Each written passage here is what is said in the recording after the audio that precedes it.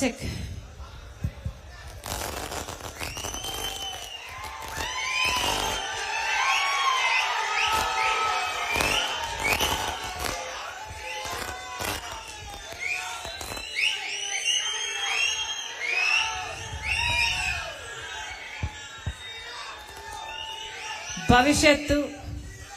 భవిష్యత్తు ఈ యువతది. భవిష్యత్తు ఈ యువతది. బంగారు భవిష్యత్తు మీ ముందు ఉండాలి. కనుకనే కాంగ్రెస్ పార్టీ తరఫున రాజశేఖర్ రెడ్డి బిడ్డ ఆంధ్రప్రదేశ్ రాజకీయాల్లో అడుగుపెట్టింది. కేవలం మీకోసమే.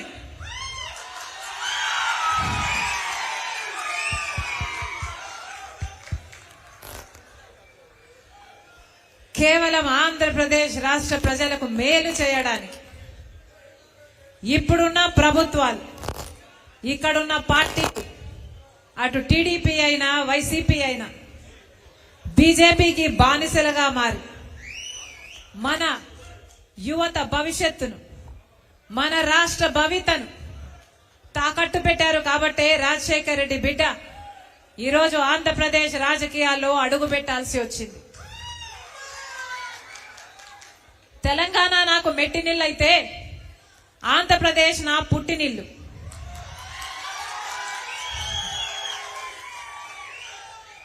ఆంధ్రప్రదేశ్ ప్రజల పట్ల రాజశేఖర్ రెడ్డి బిడ్డకు ఒక భారం ఉంది, బాధ్యత కూడా ఉంది. రాజశేఖర్ రెడ్డి గారు తెలుగు ప్రజలందరినీ సమానంగా ప్రేమించారు. ఆ రాజశేఖర్ రెడ్డి బిడ్డను నేను పులి కడుపున పులే పుడుతుంది.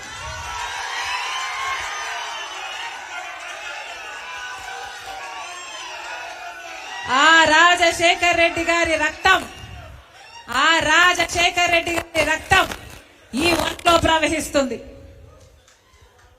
అందుకే ఆ రాజశేఖర్ రెడ్డి బిడ్డ, వైఎస్ రాజశేఖర్ రెడ్డి బిడ్డ, ఈ వైఎస్ షర్మిల ఆంధ్ర రాష్ట్ర ప్రజలకు మళ్లీ న్యాయం జరగాలని, ఆ రాజశేఖర్ రెడ్డి బిడ్డ ఈ వైఎస్ షర్మిల ఆంధ్ర రాష్ట్ర ప్రజలకు ప్రత్యేక హోదా రావాలని, పోలవరం ప్రాజెక్టు రావాలని, బిడ్డలకు ఉద్యోగాలు రావాలని, ఈ ప్రజలకు మేలు జరగాలని ఈరోజు రాజశేఖర్ రెడ్డి బిడ్డ ఆంధ్రప్రదేశ్ రాజకీయాల్లోకి అడుగుతుంది.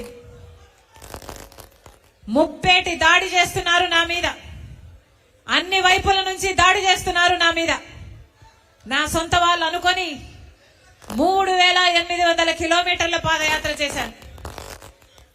నా బిడ్డలను, నా ఇంటిని పక్కన పెట్టి వైసీపీ పార్టీని ఒకప్పుడు నా భుజస్కంధాల మీద వేసుకొని నిలబెట్టాను.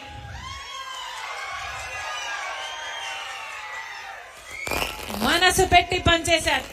నా రక్తం ధారపోశాను, నా చెమట ధారపోశాను. అదే వైసీపీ పార్టీ ఈరోజు నా మీద దాడి చేస్తుంది.